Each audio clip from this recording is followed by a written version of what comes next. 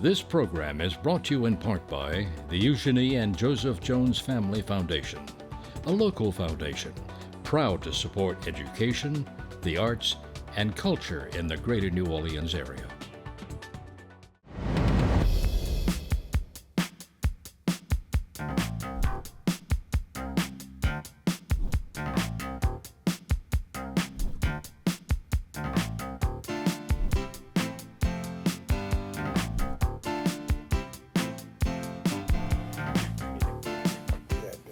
Hello, I'm Marcia Cavanaugh. Thank you so much for joining us. Well, despite the common holiday toast, New Year's Day in the region was not happy, but tragic. We will look at the events of the last few days, including the ongoing investigations, first responder responses, lessons for the future, the city's image, and news media coverage. Joining us are Errol Laborde, the producer of Informed Sources, Dave Cohen, news director, WWL Radio, and LeBron Joseph, news anchor and reporter, WGNO TV, Channel 26. Well, certainly it was not the way we wanted to start our new year. And you guys were thrust right into it at the beginning of the first day of this year. LeBron, let's hear your story first. Sure. Of what you saw, what you experienced. Well, it starts as a very slow New Year's Day. If you work in the media here locally, New Year's Day is probably one of the slower days of the year. You've gone through the fireworks the night before or whatever. We get to the newsroom about 3 a.m. Within getting our little editorial meeting together, we started to hear the scanner go crazy and started to hear what everyone, all of our news outlets are playing is that scanner traffic. I have 7 casualties. We need ambulances down here. Oh my God, that kind of stuff. And you're listening, not really listening to that, we're doing our meeting, but you're hearing a lot of screaming. And it turns out that these are our first responders, male and female, who are on the scene, who are trying to help people. And as soon as we could get an idea of a location, we'd heard Bourbon, I immediately stepped out and went to the scene. Generally, we're a very small house. And got video too. Yes, we do have some video of it, of me, not me, of what I saw when I got there. And I think that it is one of the most incredible scenes of first responders or of ambulances and, police units and eventually seeing the amount of ambulances that was coming was a bit troubling, because at the time we still don't have an idea what's going on. I think around 4:15-ish or so, we had gotten an email from the NOPD and it stated something of a traffic fatality, but then later in the release it said fatalities. So we're kind of tipped off that, hey, okay, this must be something pretty interesting here. And so where were you guys exactly? We're at Dauphine and Canal Street, about a block away from Bourbon. But the amount of ambulances that were coming through was out of the ordinary. And the sirens, just listen to that. Yes, all over the place. And then you get tipped off by this, and then a number of coroners' vehicles that begin to show up, and we begin to understand That's never a good sign, huh? That is never a good sign. You go on a scene, if there's one, if it's a homicide or something, you see a coroner's vehicle, but to see 2, 3, 4, 5 of them showing up. An entire fleet of coroner's vans. A fleet of coroner's vans is something out of the ordinary and probably an historic event going on.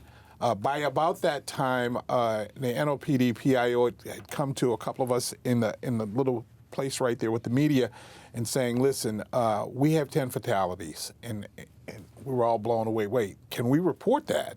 Yes, 10 fatalities. We don't know how many injuries just yet. And within that time of us doing that and getting tips from different places, attempting to talk to some of the folks, because by then Canal Street was shut down. You can't really see in some of that video because I was shooting more of the vehicles themselves, but hundreds of people walking from Canal Street. We start to hear from them that, they shut down Bourbon, and these folks were on the other end of Bourbon. So many of them didn't see what was going on, but some of the people did see. Well, there was this truck driving really, really fast. We're getting bits and pieces. Another thing that sort of tipped us off as the morning progresses is that the NOPD calls us and says, hey, listen, we're sending mules and a couple of units to get you guys because we're going to do a presser at the 8th District. We're on our way now. And so I've never had the department come pick up the cadre of journalists and cameramen out there and all that. And they did. They came and got us. But if you think about it, the 8th District is on the other side. Was that Conti or whatever? And so Royal. And Royal. So we needed to get around and to be able to get through those barricades and everything else. So they came and got us. And as we arrived there, we began to start to string together pieces of what's going on, because the first thing we see is 3 or 4 guys in FBI vests going into the 8th District. And okay, well, the guy runs down some folks and all that. Well, maybe there's a shooting. We'd heard that there was some shooting. Still don't have all the pieces of this, but knowing that a lot is going on.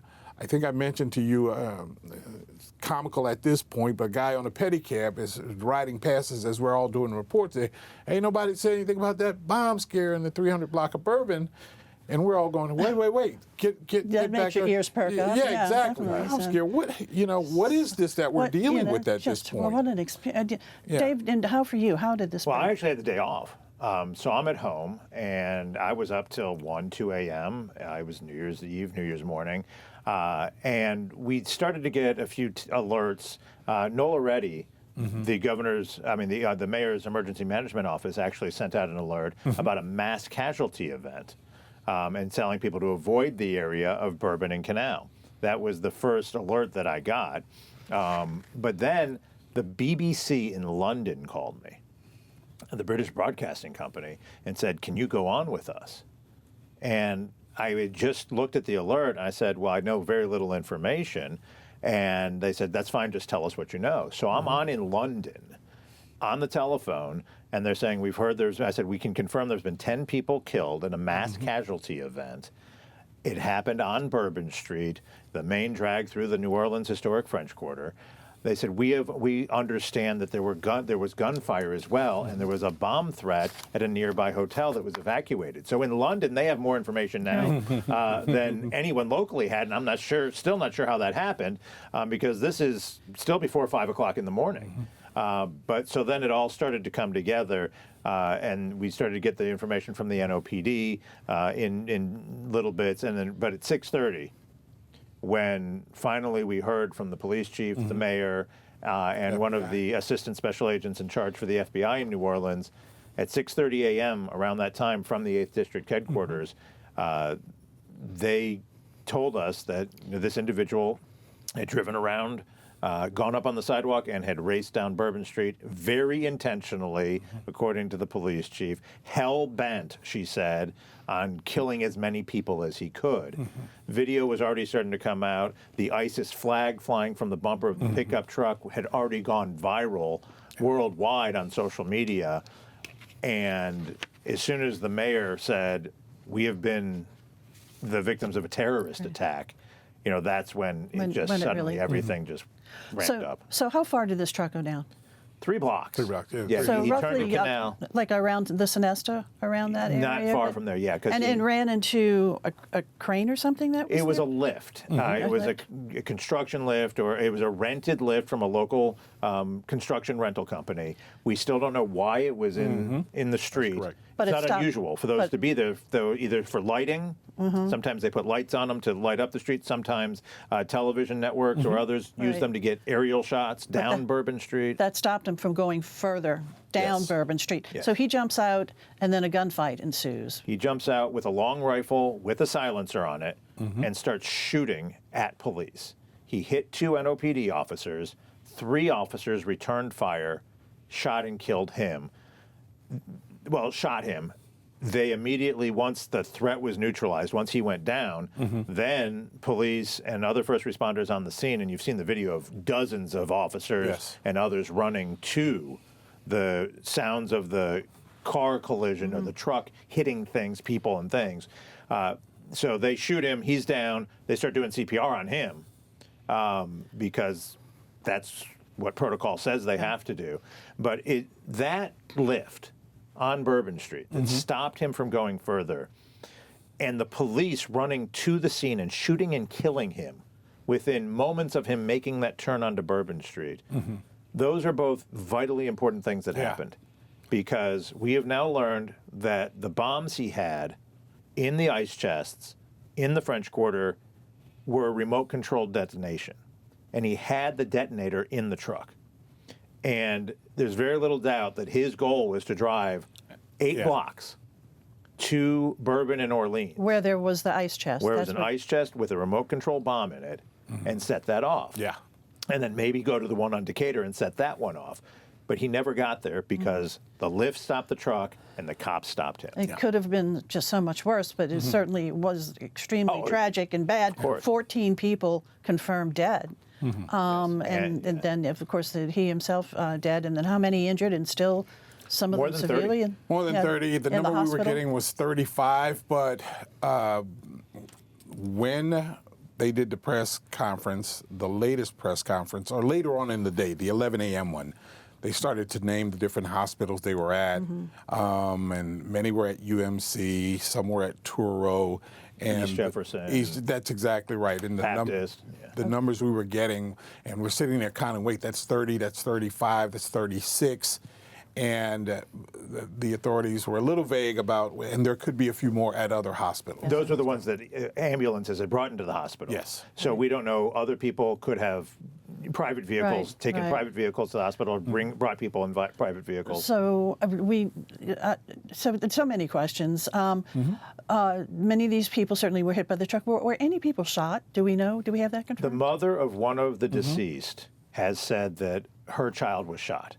The coroner has not yet released. That is correct. Any details. Which is really the list we're all waiting on to see exactly who is what, who are the, is it 4 or 5 that aren't identified? What is it? We've got 10? 10 have been identified by deceased, family members So that as would be, deceased. So there would be 4 that have not, that we have not found out the names yet. The coroner probably is pretty close to knowing who that is. But usually when the coroner releases the list to media, there's also a cause of death. And so we would know who was shot and who was. So then the next step is the investigations. And certainly, there are a lot of areas of investigations, but the primary one is, how did he get onto Bourbon Street with this truck? Well, okay. The bollards has been the big conversation in terms of the permanent bollards that the city put up, or semi-permanent bollards that the city put up in 2017, which was to deny something like this from happening, someone driving up Bourbon Street. Now that assumes also that a person is going to drive on the street to try to go up Bourbon Street. I won't say an argument against the bollards, if you will, but at least the counter point of view is that even if the bollards were up, this man chose to go around what was a parked police unit and did this on the sidewalk. That could have happened anyway. At Canal. Right. Yeah, at Canal. Because the bollards were not functional at Canal, so they put a police car there. That is correct. But they did not block the sidewalks. Yes. So were there any other barricades by the side streets, that crossed Bourbon further down, or was it just There were. sailing? We know there were some of those metal barricades that you like see at police Mardi Gras barricades, parades. basically. Yeah. And some of those were there, but we don't think any of the other bollards or any of the other mobile blockades that have been used over the last decade or so in the French Quarter were out anywhere. They did have, during the celebration earlier, there were other police units blocking some areas throughout the French Quarter, but by 3:15 a.m., apparently there were none on on Bourbon Street that would have stopped him, other than that lift, from driving the length of Bourbon Street, because one of those portable fences, for lack of a better barricade, exactly right. he could have driven right through those in a big pickup truck. So undoubtedly, more investigations and discussion of how to make, the French Quarter is not, it's a tight area, and there's always a lot of people. The police chief made a good point, though, and this is something that I'm sure will be part of the conversation. You can stop, and they'll be talking about whether or not to make Bourbon now a permanent pedestrian mall. That is the conversation. But even if you do that, she said there was nothing to stop him then, if he gets to Bourbon and Canal and can't turn onto Bourbon, from driving down the sidewalk on Canal Street. Those are very expansive, wide sidewalks, and she said they were packed. Nothing to stop him from then going down to Royal Street and going, driving down Royal Street. Or another event like a Mardi Gras parade, where in fact, we've tried to stop some traffic a block away from the routes these days, but think about it. How many of us are, trying to catch a shoe and there are, 800 of us packed in a, 10 square foot area. Here on the neutral ground side, Yes. there's still traffic moving on the other side of St. Charles. Bingo. Okay, so let's quickly touch on the suspect, the terrorist, the guy who was driving the truck. Quickly tell us about him. Apparently, what the FBI is saying is that this guy became radicalized and became a supporter, a member of ISIS. We heard just a few hours ago that he had traveled to Egypt back in 2023, I think, for about a month. His family and people around this man say they had no clue whatsoever that this was the mindset of him. There's been some background on this man as well, that he had significant legal, marital, if you will, issues and financial problems. But in terms debt. of deep debt, Child support issues. that is correct.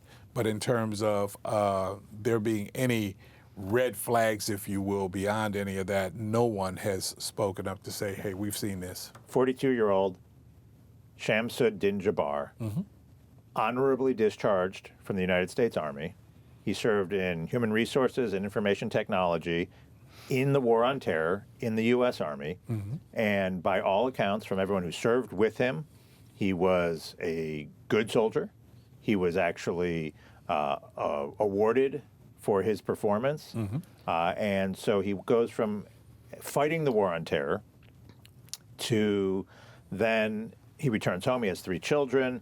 He loses those 3 children in a divorce. He had custody battles. He had child support issues. He's in deep debt. He becomes a real estate agent in Houston.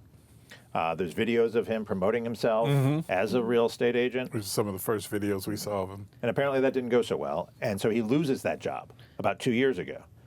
He's in deep credit card debt. He's living in a camper at a trailer lot in North Houston at this time. But even his family, even his brother, who has been speaking over the last 24 hours, said he had no idea. He was kind, he was friendly. Even last week, they had no idea he'd been radicalized. So he comes to New Orleans, he drives down here and on December 31st, on New Year's Eve, posts some messages, and goes to a house on Mandeville Street, an Airbnb, and which catches fire New Year's Day. He had rented the pickup truck and driven it here. While he's on his way, he's making videos, the FBI told us. One video, he says he was going to kill his family and other friends, but then realized that would not serve the ISIS message and not get him enough news coverage that he desired.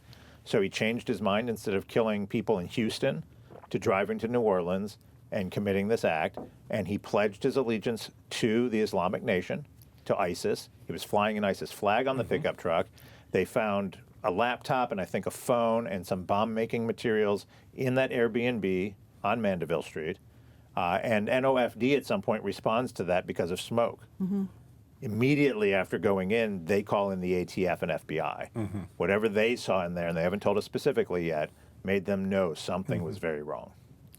This event, certainly there in the quarter and then also on Mandeville Street, really it called upon our first responders to be there for us. Yeah. And I know that's something that you wanted to touch on.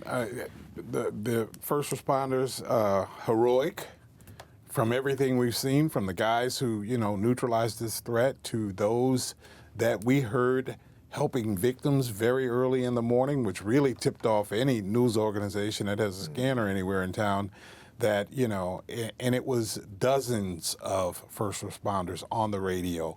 Get here. We need you to get here. Please get here. We're doing CPR. We're doing CPR. We're losing this one. Yeah. We just see one just went 10-7, which is the way they say when somebody dies. Right. We've got people going 10-7. It was dramatic what we heard over the police radio, and also from firefighters, EMTs, and others. Yeah. And as we were talking earlier about not really understanding exactly what's going on, but being able to piece little things together, as you see the number of ambulances showing up, and ambulances from different districts and outside of New Orleans, and you start to figure how many ambulances do we need down here, And another thing, when we got to the 8th District, the fact that we saw Dr. Jennifer Avegno show up, and it was still dark. City's health director. Yes, city's health director walking into the 8th district. You know, that sort of tips you off that, wow, you know, and she had been at the hospital, you know, and talking to doctors about the types of injuries and what was going on. So this was an all hands on deck, you know, from the 300 that were initially on the street to the whoever is up or whoever's not up, wake them up, get them down here. It was that. Chief said, we've called everybody in. Yeah. So that's 900 police officers. Yeah, if you have a badge, you so get here. from this, what lessons do we take from this? Ooh, my goodness. You know, the focus has been on the Ballards, the blockades, but I think one of the messages that rang true, so for me, was we've been hearing since 9/11. Remember, we hosted the first Super Bowl after the terror attacks of September 11th. And ever since then, we've been hearing New Orleans is a soft target. New Orleans has to be on the terrorist radar. New Orleans, and the French Quarter specifically, they call a soft target because you can't harden it. There aren't gates to get into the French Quarter. It's a residential neighborhood. It's a thriving business community. And so, but now it actually happened. Nearly a quarter century later, it actually happened. And it was one lone wolf, as they're telling us now, who was able to pull this off. But we've always known we were vulnerable.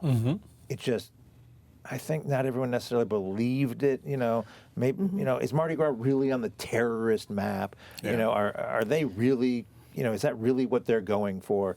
But at least we have one terrorist now who did identify New Orleans as an easy target. And it really hurt to wake up to that reality. Really and hurt. Another lesson, or at least an adjustment that has to be made, is the coming Super Bowl, which is what, a month out, and immediately following that, Mardi Gras, and how that it has to be different. It has to look different. You know, the most simple thing that we hear all the time is really something that's probably saving a few lives and hoping to save few, and that's the if you see something, say something, that kind of deal. You know, one would hope that if, you know, you saw these ice chests or something like that, or peeked in, that someone would have said something. Well, and if somebody saw the videos, he was posting these videos online while driving to New Orleans from Houston and saying what he was about to do. And you just think, well, did nobody see these? No followers. I mean, they've made 250 terrorism arrests in the United States since 9/11. They missed this one. And he had a very small digital fingerprint, is what we're hearing, or footprint, that he wasn't frequently posting. His closest friends and family didn't know that he was radicalized. But you just wondered, did somebody know? Did somebody see something? Well, this event certainly was covered just nonstop nationally, not just locally, but nationally and internationally too. And the city was out there. You know, we were being shown what was going on here, and our city, our neighborhoods, our people. E, what do you think this does to the city's image? Well, it's not going to be permanently damaging. I mean, people know New Orleans. I mean, these things happen in other communities, and I keep thinking of Boston with the Boston Marathon. Okay, it's not like anybody's avoiding Boston because of it now. I think what is damaged is Bourbon Street, is the name of Bourbon Street, because if you look at the other major incidents, nobody can tell you which street the incident happened in Boston, or which street. Yeah, it was at the marathon, that's all we know. Yeah, 9/11 happened on that, but this was all, it was being reported as the bombing, a Bourbon Street bombing. And so I think that's going to be hurt, and there's going to have to be some work done to it. But over time, I think the city is respected enough and loved enough that, you know, I have no doubt we can recover from it. But but we even saw with the Sugar Bowl. Yeah. I mean, they opened up Bourbon Street less than 36 hours after That's correct. 14 people had been killed by a terrorist, and the terrorist had been shot and killed.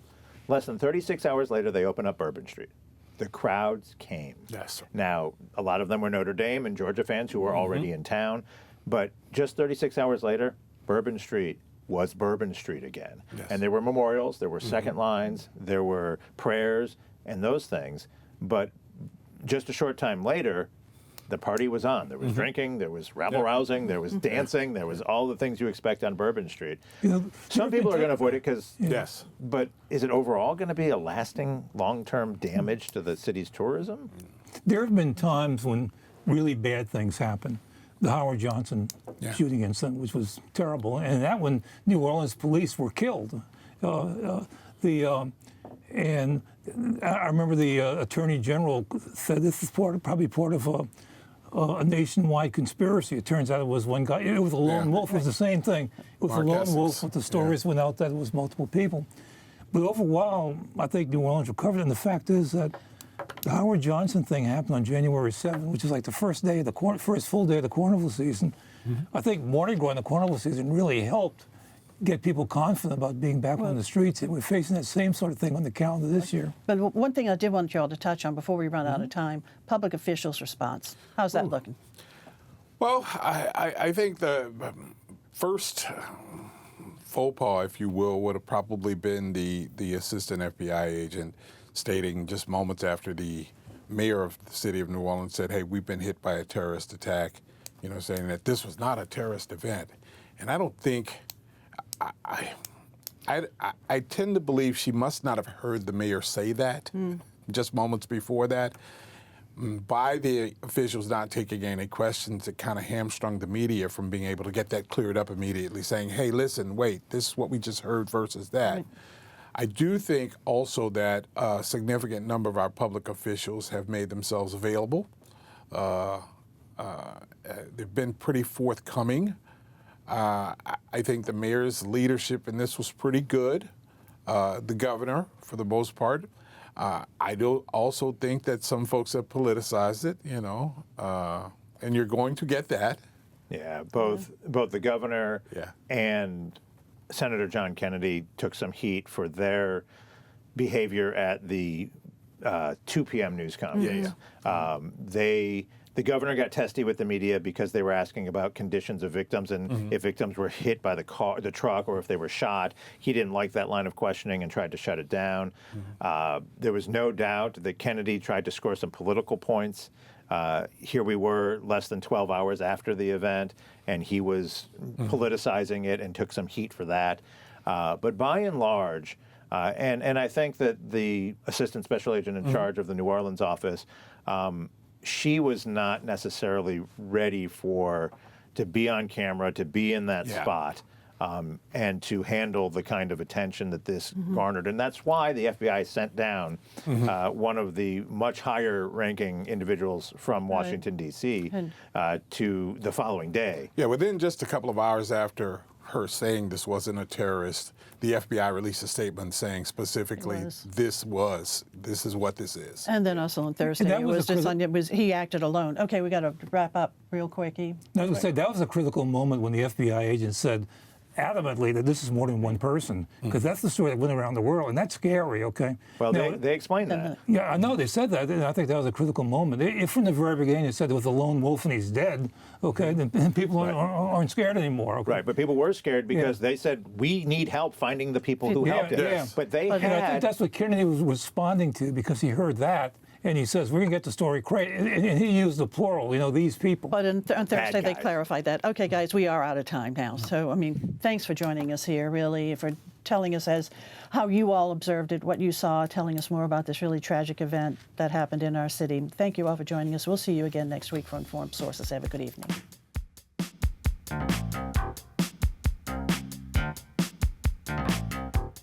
This program is brought to you in part by the Eugenie and Joseph Jones Family Foundation, a local foundation proud to support education, the arts, and culture in the greater New Orleans area.